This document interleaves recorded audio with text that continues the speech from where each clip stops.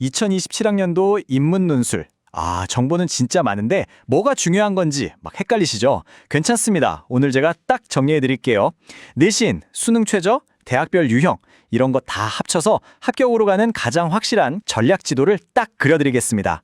자, 그럼 바로 시작해 볼까요? 자, 먼저 이 숫자부터 한번 보시죠. 12,711. 이게 뭘까요?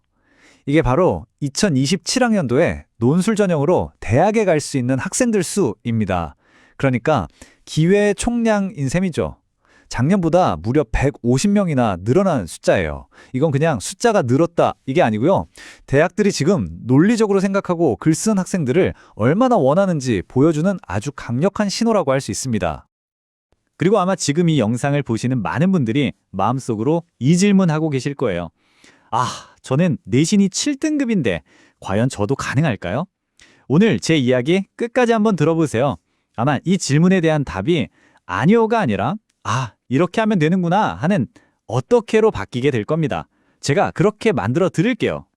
자, 그래서 오늘 우리가 함께 밟아나갈 5단계입니다. 기회가 얼마나 큰지부터 시작해서 진짜 넘어야 할 산은 뭔지, 그리고 대학별 문제 유형을 거쳐서 최종 필승 전략까지 이 순서대로 완벽한 공략집을 한번 만들어 보겠습니다. 그럼 첫 번째 스텝입니다. 도대체 왜 2027학년도 논술이 그냥 시험이 아니라 인생을 바꿀 게임 체인저가 될 수 있는지 그 이유부터 제대로 짚고 넘어가죠.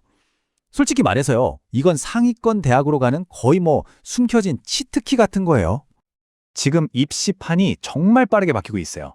일단 재도전하는 N수생들이 논술로 엄청 몰리고 있고요. 또 주요 대학들은 전공 없이 뽑는 무전공 선발을 막 늘리고 있죠. 이건 진짜 큰 변수입니다. 거기다가 논술을 새로 시작하는 대학도 생겼어요. 이게 뭘 의미할까요? 네, 맞아요. 경쟁은 당연히 더 치열해지겠죠.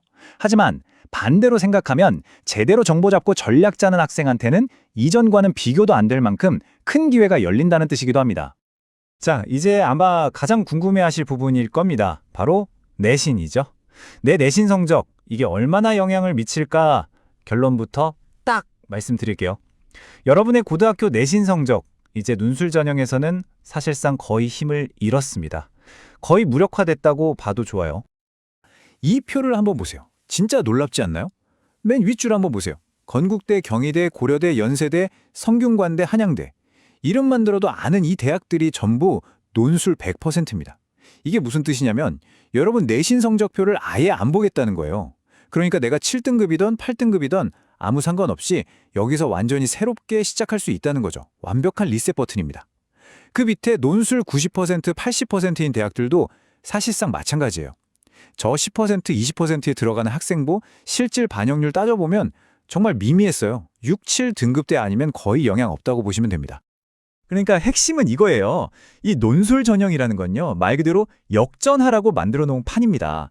그러니 제발 여러분의 과거 성적에 발목 잡히지 마세요. 다 잃어버리세요. 지금부터 여러분이 쌓아올릴 그 논술 실력, 오직 그것만이 합격의 열쇠입니다. 자, 그런데 내신이 중요하지 않다고? 그럼 완전 쉬운 거 아니야? 이렇게 생각하시면 절대 안 됩니다. 이제부터가 진짜 시작이에요. 합격으로 가는 길에 놓인 수능 최저 학력 기준에 대해서 이야기해 보겠습니다. 이 수능 최저라는 건요, 아주 간단하게 생각해서 입장권이에요, 입장권. 이 티켓이 없으면요, 내가 아무리 논술의 신이라도 내 답안지는 채점조차 되지 않습니다. 그냥 광탈이에요. 진짜 경쟁은 이 입장권을 손에 쥔 사람들끼리만 하는 게임이라고 보시면 됩니다. 이 그래프를 보시면 수능 최저의 위력이 그냥 한눈에 들어옵니다. 자, 왼쪽 막대기 보세요. 와, 129대 1? 이런 어마어마한 경쟁률에 절대 쫄 필요가 없어요. 왜냐? 수능 최저라는 거대한 필터를 한번 딱 거치고 나면요, 경쟁률이 20대 1 수준으로 그냥 뚝 떨어집니다. 폭락하는 거죠. 심지어 시험 보러 안 오는 학생들까지 빼고 나면 실제 경쟁률은 15대 1? 이 정도로 줄어드는 거예요. 거품이 쫙 빠지는 순간입니다. 네, 맞습니다. 무려 지원자의 80%가요. 내 논술 답안지가 읽히기도 전에 그냥 사라지는 겁니다. 이게 무슨 말이겠어요? 여러분이 수능 최저만 맞추면 이미 10명 중에 8명은 이기고 게임을 시작한다는 거예요. 엄청나죠? 그러니까 수능 최저는 넘어야 할 벽이 아니라 오히려 경쟁자를 가장 확실하게 줄여주는 최고의 무기인 셈입니다. 보시면 아시겠지만 대학마다 생각이 다 달라요. 고려대처럼 좀 낮춰준 곳도 있고 성균관대처럼 오히려 더 빡빡하게 만든 곳도 있고요. 한양대는 아예 없앴다가 다시 만들었죠. 반면에 연세대나 아주대, 인하대 같은 곳들은 우린 수능 최저 안 봐 하는 곳도 17개나 됩니다. 그러니까 여기서 제일 중요한 건 뭐다? 내 모의고사 성적을 아주 냉정하게 딱 보고 이 정도는 내가 진짜 해볼 만하다 하는 현실적으로 맞출 수 있는 대학을 고르는 것. 그게 바로 전략의 시작입니다. 자, 좋습니다. 이제 우리의 수능 최저라는 큰 산을 넘었다고 한번 쳐보죠. 그럼 이제부터는 진짜 실력 싸움입니다. 그런데 여기서 중요한 건 그냥 글을 잘 쓰는 게 아니에요. 내가 지원하는 그 대학이 딱 원하는 스타일, 그 맛에 맞춰서 답안을 써낼 줄 알아야 합니다. 첫 번째 유형은 제일 흔한 언어 통합형입니다.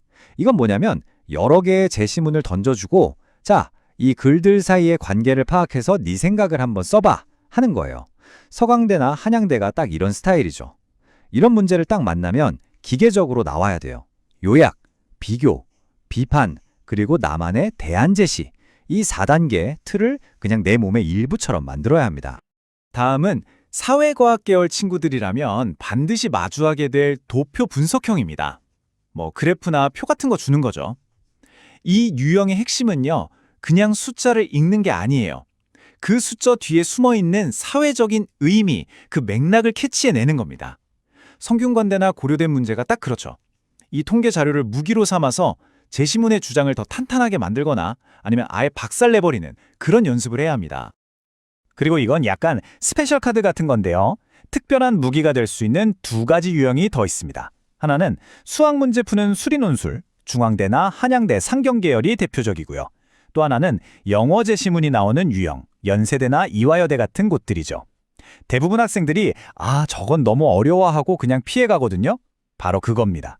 오히려 그렇기 때문에 내가 여기에 조금이라도 자신 있다면 이건 남들이 가지 않는 지름길이 될 수 있어요. 합격 가능성이 확 올라가는 거죠. 자, 좋습니다. 지금까지 우리가 논술 전형의 판을 쫙 다 읽어봤어요.